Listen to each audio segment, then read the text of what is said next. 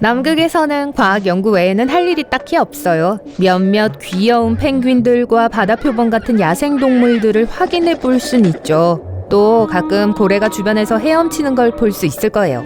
남극 대륙은 전 세계의 과학자들과 연구원들만이 살고 있는 가장 큰 땅 중 하나예요.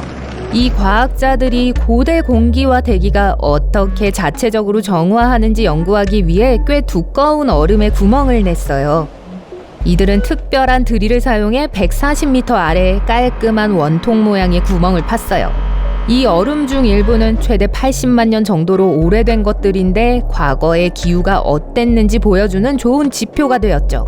마치 특정 나무의 나이를 결정하기 위해 나이테를 확인하는 것과 같아요. 그것보다 더 복잡하다는 것만 빼고 말이죠. 수월하게 땅을 판 후 그들은 다음에 무슨 일이 일어날지 보기 위해 약간의 얼음을 구멍의 바닥으로 떨어뜨려 보기로 했어요.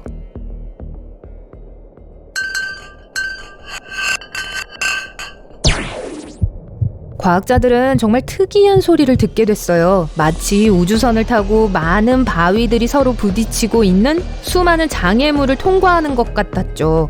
소리의 높이는 얼음 덩어리가 빠르게 하강하면서 높은 음에서 시작해 낮은 심장 박동 소리처럼 끝났어요. 과학자들은 처음 이것을 들었을 때 당황했고 얼음을 조금 더 떨어뜨려 봤는데 변형만 다를 뿐 같은 종류의 소리가 난다는 것을 한 번 더 확인하게 됐죠. 이들은 저 아래 무엇이 있는지, 그리고 더 중요한 건 왜 이런 종류의 소리가 나는지 알 수 없었어요. 남극 대륙에는 꽤 많은 화산들이 있는데 그중 많은 수가 엄청나게 두꺼운 얼음판 아래에 있어요. 과학자들은 91개의 화산을 발견했고 더 많은 화산이 있을 수 있다고 주장하고 있으며 이것으로 이곳은 잠재적으로 세계에서 가장 넓은 화산지대가 되었어요. 정기적인 과학 연구를 하는 동안 그들은 지하에 있는 눈에 띄는 큰 원뿔 모양의 형상을 발견했어요. 어떤 것들은 얼음 속 3km나 깊이 있었어요. 어떤 것들은 봉우리의 높이가 914m가 넘고 지름은 수십 킬로미터나 되었죠. 하지만 표면을 보면 종이처럼 평평한 평지였어요. 과학자들은 자신들이 서 있던 화산 안에 사실 얼음 덩어리를 떨어뜨린 것일지도 몰라요. 하지만 그건 아닐 것 같아요.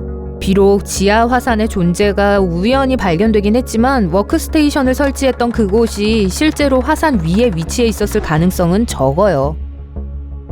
이들은 다른 곳보다 고대 기후를 연구하기에 쉽고 덜 위험한 곳에서 일했을 가능성이 높아요.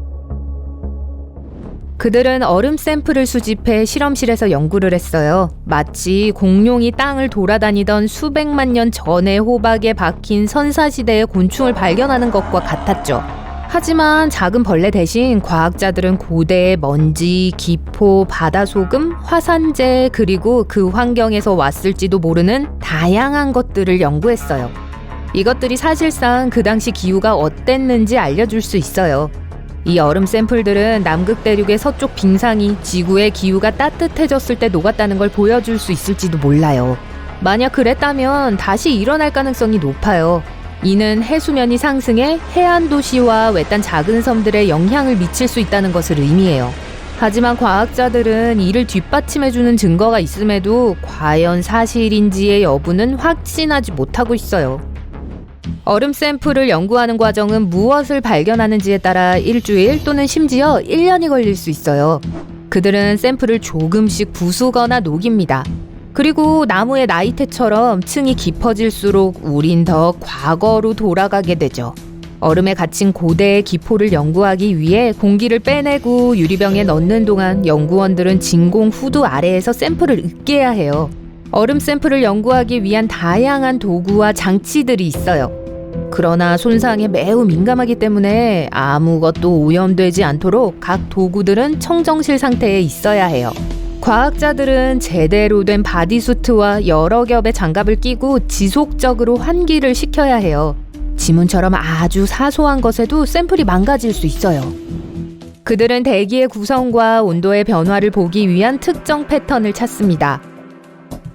하지만 얼음 몇 조각을 구멍에 떨어뜨리는 것도 나쁘지 않을 거예요. 이렇게 특이한 소리를 내는 이유는 차가 경적을 울리면서 움직일 때와 정지해 있을 때 내는 소리가 다른 것과 같아요. 이걸 설명하는 과학적인 단어는 도플러 효과예요. 이것은 파원에 대해 상대적으로 움직이는 관찰자에 대한 파동의 진동수가 확연히 바뀌는 것을 말해요. 이 효과는 소리의 주파수가 바뀐다는 게 아니에요. 그냥 옮겨갈 뿐이죠. 그리고 이것은 물과 빛과 같은 다른 종류의 파장에도 마찬가지예요. 하지만 도플러 효과에 관해서는 음파가 가장 일반적입니다. 그래서 과학자들이 얼음 조각을 구멍의 바닥으로 떨어뜨렸을 때 음파가 다시 위로 이동해 그들이 뚫었던 좁은 관 주위로 튀어 올랐던 거예요. 그래서 퓨퓨 소리가 났던 거죠. 이 얼음 덩어리가 우리 아래로 140m 이동했다는 것도 잊지 말자고요. 석유 선박들은 해양 지각에 지구 아래 수천 킬로미터나 되는 구멍을 파요. 러시아에 있는 콜라 초심층 시추공은 인간이 만든 가장 깊은 구멍이에요. 이것은 지표면 아래 12,200m 이상 내려가는데 12km에 도달하는데 거의 20년이 걸렸어요. 그 아래는 멘틀까지 거리의 절반밖에 되지 않아요. 지구 전체로 보면 이 구멍은 말 그대로 수박 겉을 핥은 것뿐이에요. 이것은 석유를 캐기 위한 구멍도 아니었고 바다에서 판 것도 아니었어요. 엔지니어들은 1992년에 온도가 그들이 예측한 것보다 섭씨 37도 더 높다는 것을 발견하고 시추 작업을 중단했어요. 그리고 그곳은 버려져 지금은 황량한 구멍일 뿐이에요. 하지만 그것이 인간이 지구 중심에 가장 가까이 판 것이었어요. 무서운 건 현장에 있던 몇몇 근로자들이 내부에서 들려오는 목소리를 들었다는 거예요. 예멘에는 사막 한가운데 있는 동부의 바하우트 고대 구멍이 존재해요. 사실은 수도인 사나보다는 오만에 더 가까이 있죠. 이 구멍은 전문가들과 지역 주민들을 어리둥절하게 만들었어요. 러시아와 남극에 있는 구멍과는 달리 이것은 사람이 만든 게 아니에요. 아님 인공적인 것일까요? 이것은 오래전부터 존재해왔고 지역 주민들은 이곳을 피해 다니려고 해요. 지역 사람들은 구멍이 주변 사람들이나 그것의 이름을 말하는 사람들에게 불행을 가져다 준다고 주장하면서 그것에 대해 말하는 것조차 싫어하죠. 그들은 구멍이 영혼들을 위한 감옥으로 만들어졌다고 주장하지만 많은 사람들은 이를 부인해요. 이 구멍은 폭이 30m고 깊이는 100m에서 200m 사이예요. 안에서 이상한 소리가 나는 것도 들을 수 있어요. 하지만 몇몇 과학자에 따르면 이 우물은 환기가 거의 안 되고 산소도 거의 희박하다고 해요. 그러니까 저 깊은 곳에 그 누구 또는 그 무엇도 살고 있지 않을 거예요. 마리아나 해구의 챌린저 해연에서 2016년 3월에 낮은 톤의 그르릉거리는 소리가 포착됐어요. 어떤 그르릉거리는 소리에는 끽끽거리는 소리가 뒤따랐죠.